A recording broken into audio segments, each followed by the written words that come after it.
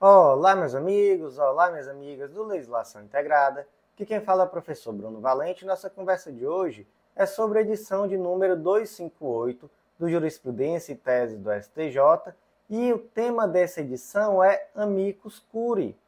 Antes de começar aquele convite, se inscreve no nosso canal, seja no Spotify, Deezer, Apple Podcasts ou no YouTube e ativa o sininho para ficar sabendo sempre que tiver novidade. Nos segue também no Instagram, @legislação_integrada, onde todo dia tem conteúdo. E aproveita também para curtir, compartilhar com aquele amigo que tem interesse nesse tipo de conteúdo, ou na sua rede social preferida para todo mundo saber que você está nos ouvindo, ou ainda naquele grupo de WhatsApp cheio de gente interessada, de concurseiro, de profissional do direito, enfim, tudo isso fortalece demais esse projeto e deixa esse professor extremamente feliz. Então, sem mais delongas, vamos para as 3 primeiras teses de hoje, que serão analisadas conjuntamente, porque destroço só presta grande, então já começo comentando logo 3 teses de uma vez. Como é que ficou então?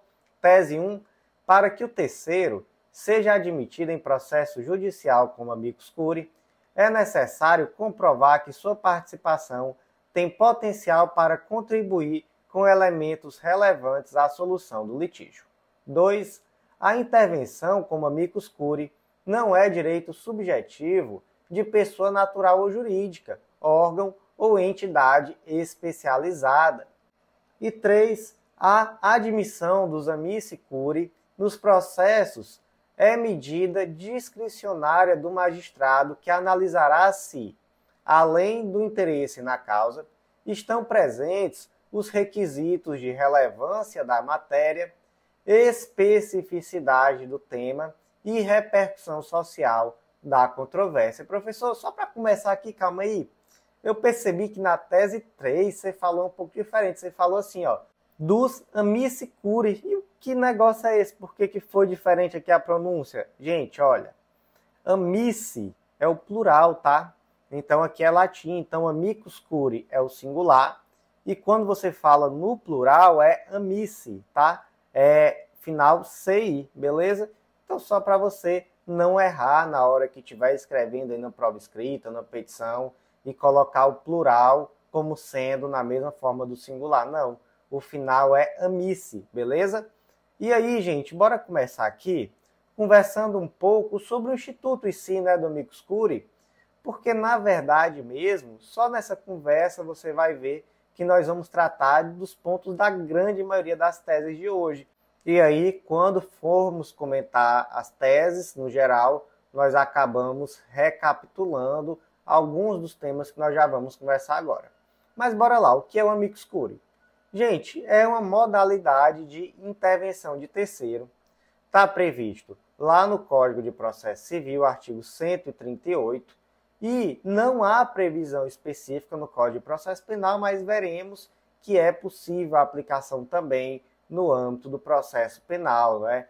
Já que o Código de Processo Civil pode ser aplicado no âmbito do processo penal naquilo que for compatível.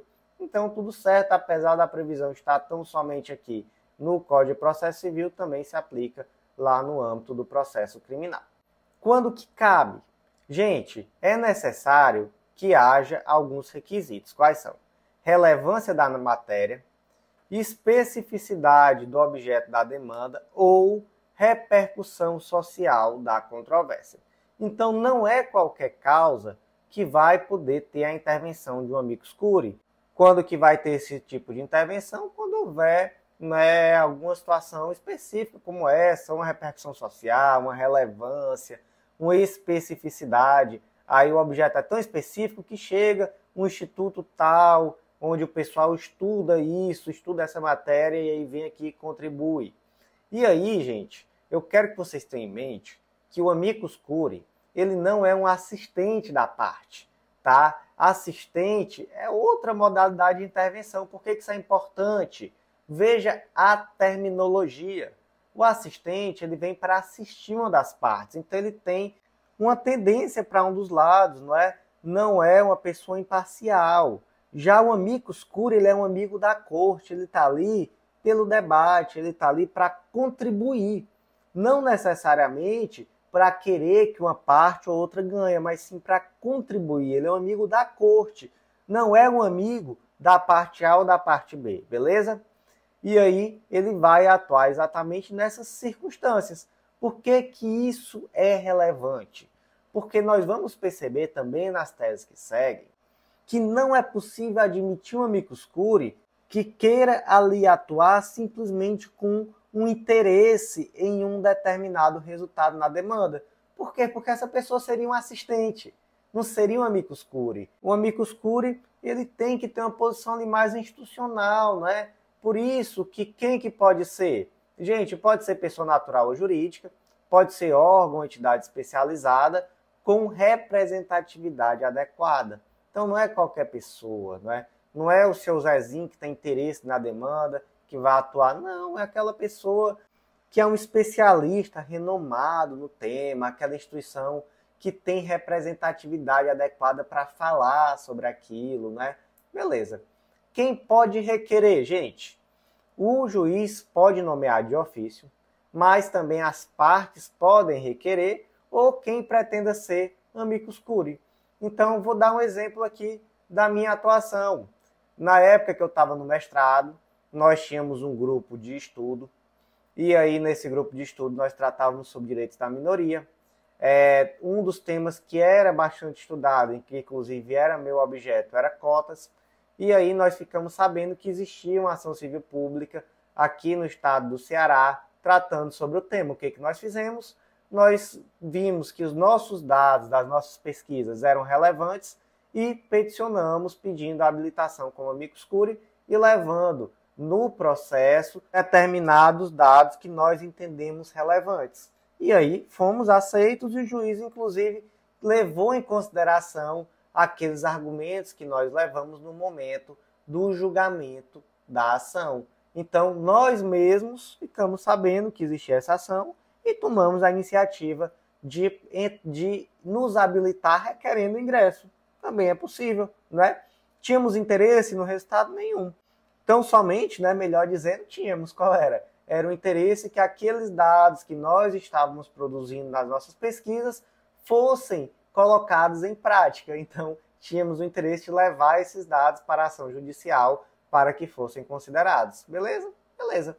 Agora, próximo ponto.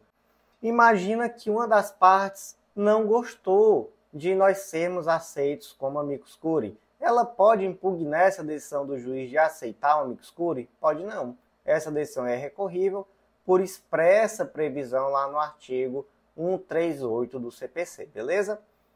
E último ponto, qual é o limite da atuação do amicus curiae? Gente, ele em regra não pode recorrer, tá? Quando é que ele pode recorrer? Ele só pode apresentar embargo de declaração e ele também pode recorrer da decisão que julga o incidente de resolução de demanda repetitiva. Por quê? Porque nesse caso nós já temos uma decisão muito mais objetiva, que trata sobre tese que vai ser amplo. Então realmente já faz sentido que o amicus curiae possa recorrer nesse caso, mas em outras situações não.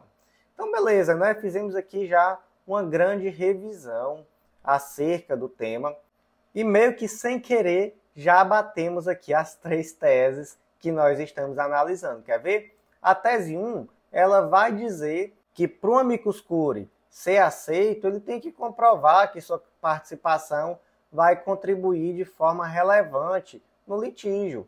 E aí até por isso é que tem-se que demonstrar que é uma matéria relevante ou que há uma especificidade do tema, que essa pessoa é um especialista, que há uma grande repercussão social. Então aqui entra a necessidade, por exemplo, da instituição que quer ser amicus curiae, demonstrar que ela tem uma pertinência temática. Então, por exemplo, é uma fundação que trata sobre defesa do consumidor. E aí há um tema consumerista. E aí ela demonstra que ela tem uma pertinência temática, dentro daquele tema. A segunda tese nos conta que o amicus curiae não tem o direito subjetivo de atuar nessa circunstância. Então, a pessoa não tem direito subjetivo de ser amicus curiae. E isso vai servir para entendermos o quê? Que essa participação depende de uma avaliação que, em grande medida, é discricionária.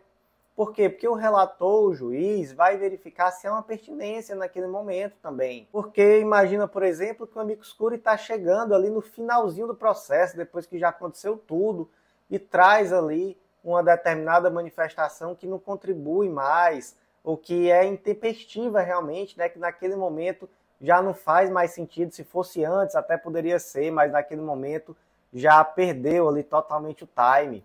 E aí pode haver uma decisão que, em alguma medida, é discricionária, não é? Por quê? Porque já não convém. Naquele momento não é conveniente, passou o time e aí já não faz mais sentido.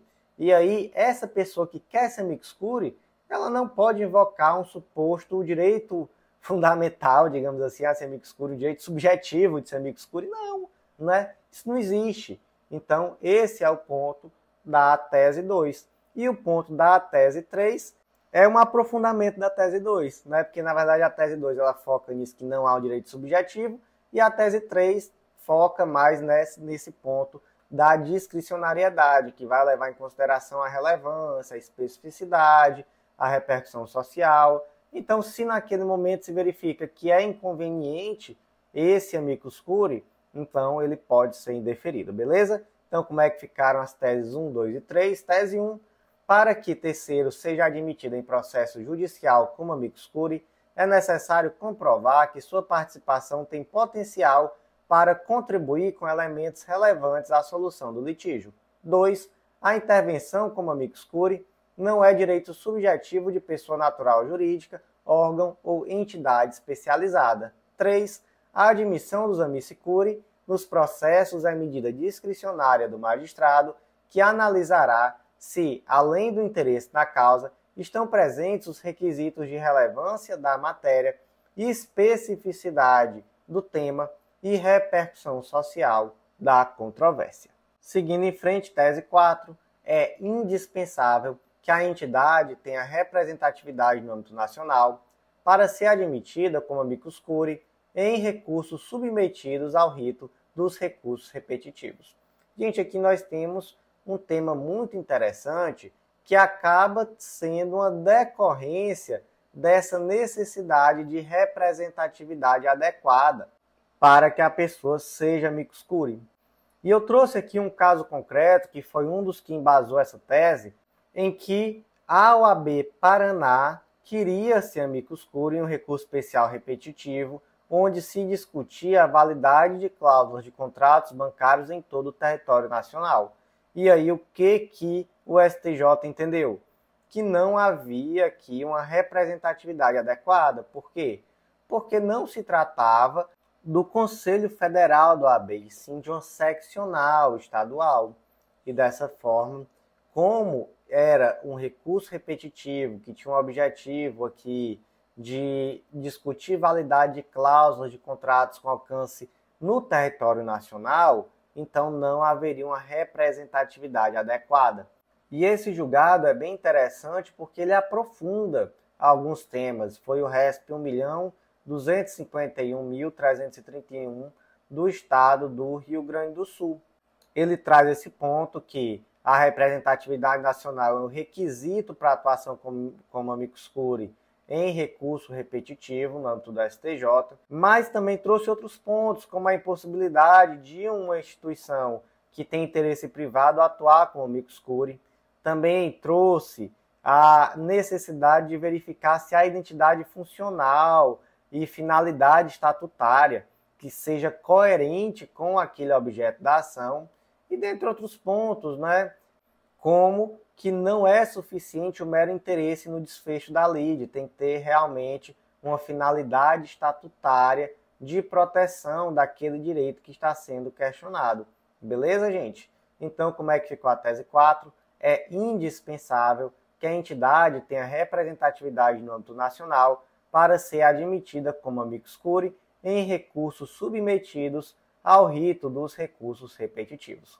Seguindo em frente, tese 5, o ingresso de amicus curiae é previsto para ações de natureza objetiva, mas é excepcionalmente admitido em processo subjetivo quando a multiplicidade de demandas indicar a generalização do julgado a ser proferido. Gente, então bora lá. Qual é a regra do amicus curiae? É que ele é cabível em ações de natureza objetiva. O que é isso, gente? Pensa assim, ó.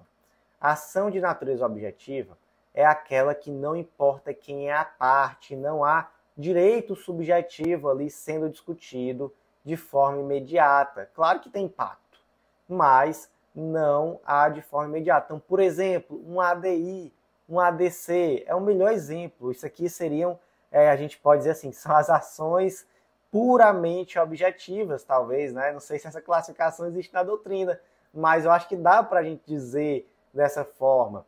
Então, por exemplo, nós temos uma ADI, ela vai discutir se a lei é constitucional ou não. Não é? Não tem ali o direito do Zezinho, do Francisquinho, a lei é constitucional ou não. Amicus curiae foi feito propriamente para isso, para discutir tese, para ser alguém que tem conhecimento de causa, que tem como acrescentar argumento e vai discutir ali a tese, não é? Professor, quer dizer que então é só para ADI e ADC? Claro que não. Também podemos pensar, né, aqui pensando ainda dentro da regra, tá? Em, por exemplo, recursos repetitivos, IRDR, tudo aquilo que há uma objetivação, não é? Tudo aquilo que for processo, ação de natureza objetiva, que vai discutir tese e não direito de A ou de B ali, especificamente naquele caso. Professor, tem exceção? Sim. Também é possível em processo subjetivo, mas quando? Quando ficar evidenciado que pode haver uma multiplicidade de demandas similares em razão de uma generalização do julgado a ser proferido. Então, por mais que seja um instituto muito mais pensado para ações de natureza objetiva, não há uma vedação ao instituto do amicus curiae em ações de natureza subjetiva, beleza? O único ponto é isso que nós já conversamos, tem que haver realmente uma tendência de multiplicidade de demandas similares, né, uma generalização, enfim. Então, tese 5, o ingresso de amicus curiae é previsto para as ações de natureza objetiva, mas é excepcionalmente admitido em processo subjetivo quando a multiplicidade de demandas similares indicar a generalização do julgado a ser proferido. Seguindo em frente, teses 6 e 7 serão analisadas conjuntamente. Tese 6. O amicus curiae deve protocolar seu pedido de ingresso como colaborador da Corte antes de o processo ser incluído em pauta de julgamento. Tese 7. Em situações excepcionais, admite-se a intervenção do amicus curiae como colaborador da Corte, mesmo após a inclusão do processo em pauta. Gente, interessante aqui, né? Uma tese traz a regra, a outra traz a exceção. Gente, vocês lembram que lá atrás nós conversamos que não há um direito subjetivo a ser amicus curiae, nós conversamos que é uma decisão que é, em alguma medida, discricionária do juiz na hora de aceitar ou não o amicus curiae, e eu até trouxe um exemplo. Vai que o amicus curiae chegou no momento do processo que é intempestivo, ele perdeu o timing, ali já naquele momento já não faz mais sentido, que é um momento que realmente, via de regra, não faz mais sentido nenhum. Imagina que o processo já está pautado. E aí, chega lá o retardatário Rubinho Barrichello, opa, queria ser amicus curiae. Aí o relator diz, meu senhor, que uma hora dessa, você me chega com esse assunto, não vai não. Vai continuar querendo, né? Então, em regra, temos aí esse marco, né? Se já está pautado para julgamento, pelo amor de Deus, já passou o tempo, né? Mas, excepcionalmente, é possível. E aí eu até me questionei, o que seria esse excepcionalmente? Olha, imagina, por exemplo, que esse amicus curiae trouxe dados inéditos e um estudo ali que é muito promissor, ou então a matéria é muito complexa e aquela pessoa realmente trouxe ali algo extremamente significativo. Aí você, opa, calma aí. Realmente essa pessoa chegou agora, mas chegou chegando, né? Então, não podemos simplesmente ignorar esses dados que são dados inéditos, que parecem ser muito relevantes, e aí a gente acaba que vai ter que atrasar aqui um pouquinho o julgamento, né? Talvez vai ter que tirar de pauta, vai ter que abrir vista para todo mundo discutir isso aqui que veio, mas acaba que é algo tão relevante que não podemos passar por cima. Então, a excepcionalidade seria mais ou menos nesse sentido, tá? É quando vem algo ali que é tão relevante que não dá para simplesmente ignorar, beleza? Seria mais ou menos por aí. Então, como é que ficou a tese 6 e 7? Tese 6, o amicus curiae deve protocolar seu pedido de ingresso como colaborador da parte antes de o processo ser incluído em pauta de julgamento. Tese 7, em situações excepcionais, admite-se a intervenção do amicus curiae como colaborador da corte, mesmo após a inclusão do processo em pauta. E eu vou fazer aquele convite muito especial, rapidinho, prometo. Acesse legislaçãointegrada.com.br e vem conhecer o Clube da Lei. Vai ser o grande diferencial nos teus estudos, eu tenho certeza absoluta, porque vai ver o que te falta nesse momento. Pode ser um estudo organizado, sistematizado, de legislação e jurisprudência, e nós temos um material que é semanalmente atualizado por esses mesmos informativos que eu comento com você em formato de áudio. Então pode ser uma grande diferença nos teus estudos, eu tenho certeza que vai ser. Então vem fazer parte do Clube da Lei, uma única assinatura por um valor super acessível, que pode ser pago parcelado no cartão. E aí, por mês, não vai dar uma pizza com Coca-Cola, dependendo do lugar que você come a sua pizza, precisa de 4 meses para pagar. Então vem fazer parte, que vai ser um diferencial, eu tenho certeza. E vem também conhecer a Editora Integrada, vem publicar com a gente. Com certeza vai ser um baita diferencial também na sua prova de títulos. E vamos seguir em frente com a tese 8, a decisão que versa sobre a admissibilidade do amicus curiae não é impugnável por agravo interno, seja porque o artigo 138 do CPC expressamente coloca como a decisão irrecorrível, seja porque o parágrafo 1º expressamente diz que a intervenção não autoriza a interposição de recursos, ressalvada a oposição de embargo de declaração ou a interposição de recurso contra a decisão que julgar o IRDR. Gente, essa tese, ela parte de uma letra de lei seca, né? Mas ela acaba se tornando interessante no seu desenvolvimento. Porque veja só, o primeiro ponto da tese diz assim, olha, a decisão que não aceita o amicus curiae é irrecorrível. Por quê? Porque está escrito, está lá no artigo 138, então não adianta você apresentar, por exemplo, um agravo interno. Mas olha só a lógica também da segunda parte da tese, diz, olha, mesmo que você fosse admitido, você não podia interpor recurso. Você só podia interpor embargo de declaração e recorrer contra a decisão que julga o IRDR, Incidente de Resolução de Demandas Repetitivas. Então, o que tu quer aqui apresentando agravo interno? Então, já começou errado, né? Por 2 motivos. Primeiro, porque você não pode apresentar recurso via de regra. E segundo, porque essa decisão é irrecorrível. Então, como é que ficou a tese 8?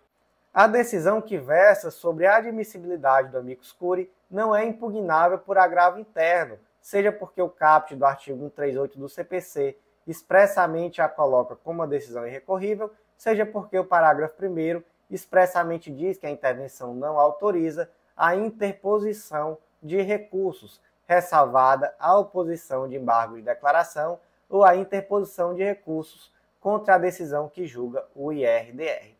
E qual vai ser a palavra da sorte de hoje para você digitar aí nos comentários e eu saber que você está me ouvindo? Já sei, como hoje que eu estou gravando é Dia das Mães, então aquela homenagem muito merecida, digita mãe aí nos comentários. Você está ouvindo depois, né? Mas todo dia é Dia das Mães e hoje eu estou gravando no Dia das Mães. Então a palavra da sorte hoje é a mais bonita que existe, palavra mãe. Seguindo em frente, tese 9, o amicus curiae atua como terceiro colaborador da corte, não como parte, motivo pelo qual não tem legitimidade para interpor recursos, salvo a oposição de embargo de declaração e a oposição de recurso contra a decisão que julgar o IRDR. Gente, vou mais nem me aprofundar, já falei sobre isso demais, devia até ter comentado junto, não era a tese 8 e 9, mas é isso, letra de lei, tá bom? Artigo 138, parágrafo 1º, o amicus curiae não pode recorrer, só pode apresentar embargo de declaração e recorrer da decisão que julga o IRDR. Então, tese 9, o amicus curiae atua como terceiro colaborador da corte, não como parte, motivo pelo qual não tem legitimidade para interpor recursos, salvo a oposição de embargos de declaração e a interposição de recurso contra a decisão que julgar o IRDR. Tese 10. Um amicus curiae não tem direito subjetivo à sustentação oral. Gente, mais um ponto aqui, tá? O amicus curiae, ele é um auxiliar do juízo, ele não é uma parte. E por isso, ele não tem direito subjetivo à sustentação oral. Isso é mais um efeito prático, tá? Dessa situação dele de ser um auxiliar do juízo. Então, se o juízo tem discricionariedade até de acolher ou não esse pedido de ingresso, imagina de permitir ou não sustentação oral. Então, há uma discricionariedade judicial nesse sentido também, tá? Então, vai fazer sustentação oral se for do interesse do juízo. Se o juiz entender que não há uma necessidade, que não há uma relevância, pode sim deferir. E aí, nesse caso concreto que eu trouxe, que foi o RESP 1.309.529 do Paraná, o amicus curiae apresentou embargos de declaração, suscitando a nulidade em virtude da sua não intimação para realizar a sustentação oral. E o que o STJ disse? Disse não há nenhuma nulidade, é uma faculdade do relator admitir ou não que o amicus curiae realize a sustentação oral, não há um direito subjetivo a isso. E, gente, já ficou meio na cara, né, que amicus curiae não tem muito direito a nada não, viu? Não tem direito de recorrer a quase nada, nem a fazer uma sustentação oral tem um direito subjetivo. Então, tese 10, o amicus curiae não tem direito subjetivo à sustentação oral. Seguindo em frente, tese 11, não se admite a intervenção do Conselho Federal da OAB para atuar como amicus curiae em processos nos quais se discute o valor de verba honorária advocatícia sucumbencial. Trouxe aqui um caso concreto. Qual foi esse caso concreto? Um processo subjetivo, né, um processo normal, digamos assim, onde havia uma discussão sobre o valor dos honorários de sucumbência que foram fixados. E aí a OAB queria intervir como amicus curiae, porque entendia que havia um interesse ali que esses honorários fossem fixados conforme os parâmetros da tabela divulgada pela OAB. E aí esse ingresso foi inadmitido. Por que foi inadmitido? Porque entendeu-se que era um processo de natureza puramente subjetiva e que, como nós já vimos, o amicus curiae foi pensado para ser uma modalidade de intervenção em matérias mais objetivas, né? Então, pensado para um ADI, para um IRDR, enfim, para algo que vai ter uma decisão ampla, não é? Uma decisão que gera tese, digamos assim. E em ação subjetiva é algo excepcional. E nesse caso se entendeu que essa excepcionalidade não estava presente. E também se entendeu que o amicus curiae tem que ser um terceiro imparcial. E aqui, nesse caso concreto, a OAB ela estava atuando simplesmente com o objetivo de defender um ponto de vista, que seria a majoração dessa tese honorária, meio que teria interesse na causa, digamos assim, então não seria um colaborador imparcial, o que, portanto, seria incompatível com esse instituto, e por isso não se aceitou a OAB. Então, tese 11, não se admite a intervenção do Conselho Federal da OAB para atuar como amicus curiae em processos nos quais se discute o valor da verba honorária advocatícia sucumbencial. As próximas duas teses, que são as duas últimas de hoje, eu vou analisar conjuntamente. Tá? A tese 12, na ação de habeas corpus é inadmissível a intervenção de amicus curiae por se tratar de ação constitucional personalíssima.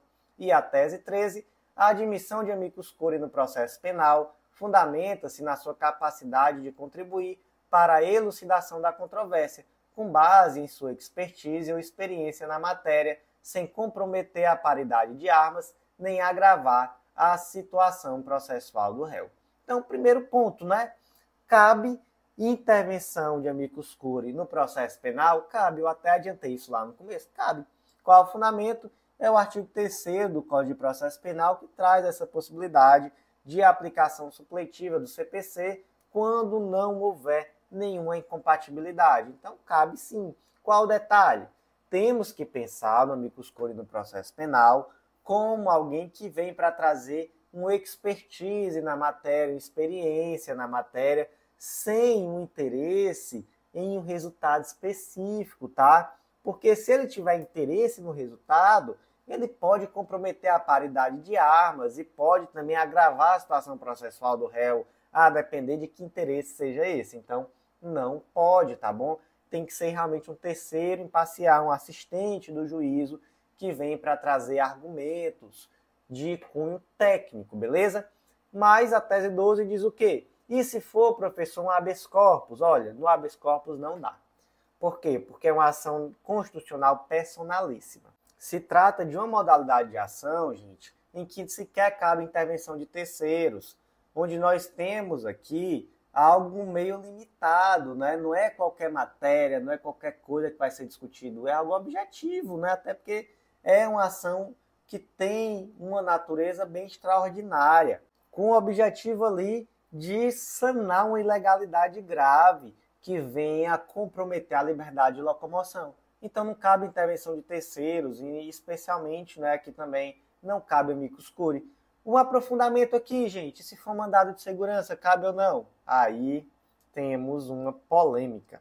Trouxe duas decisões do STF, uma da primeira turma dizendo que não pode, saiu no informativo 755, e temos uma decisão monocrática do ministro Edson Fachin de 2017, admitindo, e também um enunciado 249 do Fórum Permanente de Processualistas Civis, também trazendo esse cabimento, né, essa possibilidade aqui no âmbito do mandado de segurança. Então, polêmica, né, temos polêmica à vista, mas em relação ao habeas corpus, temos algo talvez, né, mais sedimentado de que não é cabível. Então, como ficaram as duas últimas teses de hoje, tese 12, nas ações de habeas corpus é inadmissível a intervenção de amicus curiae por se tratar de ação constitucional personalíssima. E, por último, a tese 13, a admissão de amicus curiae no processo penal fundamenta-se na sua capacidade de contribuir para a elucidação da controvérsia com base em sua expertise ou experiência na matéria, sem comprometer a paridade de armas nem agravar a situação processual do réu. E, meus amigos, por hoje foi isso. Eu agradeço muito a você que ouviu até o final. Vou refazer aquele convite, acesse legislaçãointegrada.com.br, vem conhecer o Clube da Lei, vem publicar com a gente, curte, compartilha, comenta, ajuda esse canal a crescer que eu lhe serei eternamente grato. Por hoje foi isso e até a próxima. Feliz Dia das Mães a todas as mamães que estão nos ouvindo.